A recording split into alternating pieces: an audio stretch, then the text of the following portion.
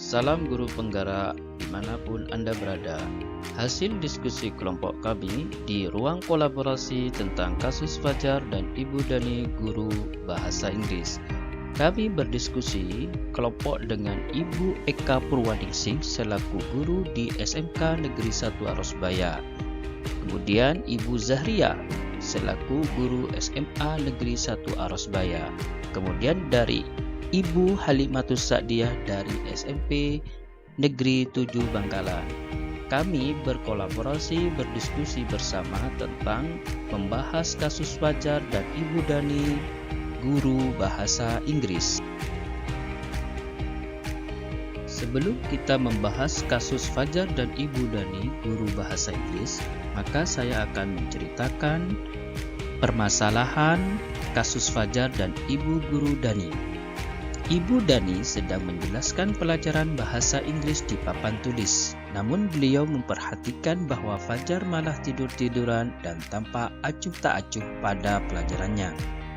Ibu Dani berkata kepada Fajar, "Fajar, coba pertanyaan nomor 3, maju ke depan dan kerjakan di papan tulis."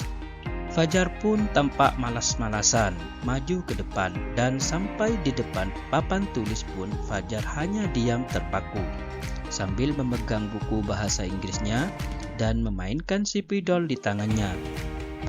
Menurut Ibu Dani, "Ayo Fajar, makanya jangan tidur-tiduran, lain kali perhatikan. Sudah sana duduk, kembali, kira-kira siapa yang bisa?" Fajar pun kembali duduk di bangkunya. Hal seperti ini sudah sering kali terjadi pada Fajar. Sepertinya tidak memperhatikan acuh tak acuh dan nilai-nilai pun tidak terlalu bagus untuk pelajaran bahasa Inggris. Pada saat ditegur oleh Ibu Dani, Fajar hanya menjawab, "Tidak tahu Ibu." Ibu Dani pun menjawab, "Bagaimana kamu Fajar? Kamu gak kasihan sama Ibu ya? Ibu sudah capek-capek mengajarkan kamu. Tidak kasihan sama Ibu." Dan Fajar pun diam membisu. Pembahasan kasus Fajar dan Ibu Dani guru bahasa Inggris. Di sini ada 4 pertanyaan yang perlu kita bahas. Yang nomor 1, posisi kontrol apa yang diambil oleh Ibu Dani dalam pendekatannya kepada Fajar?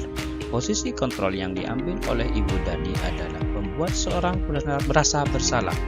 Data yang diambil adalah, "Gimana kamu Fajar? Kamu gak kasihan sama Ibu ya? Ibu sudah capek-capek mengajarkan kamu." Tidak kasihan sama Ibu.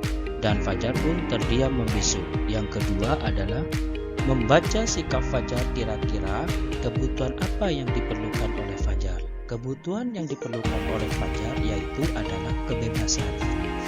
Yang ketiga adalah bila mana Ibu Dani mengambil posisi pemantau apa yang akan dilakukan atau dikatakan olehnya. Pertanyaan-pertanyaan seperti apa yang akan diajukan? Di sini ada 3 jawaban. Pertanyaan yang perlu dikembangkan dan perlu diucapkan terhadap posisi pemantau. "Fajar, apakah kamu sudah tahu tentang peraturan kelas selama berlangsung tidak boleh tidur?" Yang kedua, "Fajar, apakah kamu tidak tahu sanksi dan konsekuensi jika tidur di kelas selama pembelajaran berlangsung?" Ketiga, "Fajar, kamu tahu kan sanksi atau konsekuensi apabila tidur di kelas, maka harus menyapu kelas sebelum pulang sekolah atau menghafalkan materi di depan kelas." Yang keempat, pertanyaannya adalah apabila Anda adalah kepala sekolah di sana dan mengetahui hal ini, bagaimana tindak lanjut Anda? Sebagai kepala sekolah, tindak lanjut yang saya lakukan ada 2 hal, yaitu 1, menyatakan terlebih dahulu secara langsung kepada Fajar mengapa selalu tidur di kelas. Yang kedua, menyerahkan kepada guru bimbingan konseling untuk home visit ke rumah Fajar dan mencari tahu tentang alasan mengapa Fajar selalu tidur di kelas. Mulai dari kasus ini tentang Fajar dan Ibu guru bahasa Inggris, Fajar tampaknya tidak tertarik dan tidak bersemangat dalam belajar bahasa Inggris. Dia seringkali tidur-tiduran, acuh tak acuh, dan tidak memperhatikan pelajaran yang diajarkan. oleh Ibu Dani. Fajar juga tidak merespon teguran Ibu Dani dengan serius dan tampak tidak peduli dengan usaha Ibu Dani dalam mengerjakannya.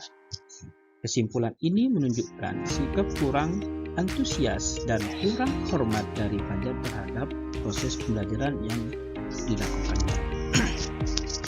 Seorang guru lebih bijak memahami karakter murid. Itu lebih penting karena dapat menciptakan iklim positif di sekolah. Yang kedua, seorang guru tidak hanya memberikan fungsi tetapi memberikan solusi. Terus yang berikutnya adalah Ibu Dani tetap sabar dan tekun dalam mengajar meskipun menghadapi sikap tidak serius dan kurangnya perhatian dari Fajar. Saya ingin mengucapkan terima kasih kepada calon guru penggerak di mana Anda pun berada. Saya ingin mengutip sebuah kalimat tentang hasil diskusi kami, yaitu meskipun menghadapi kesulitan, ketekunan Ibu Dani dalam mengajar menunjukkan dedikasi guru yang luar biasa dalam membantu muridnya dalam belajar.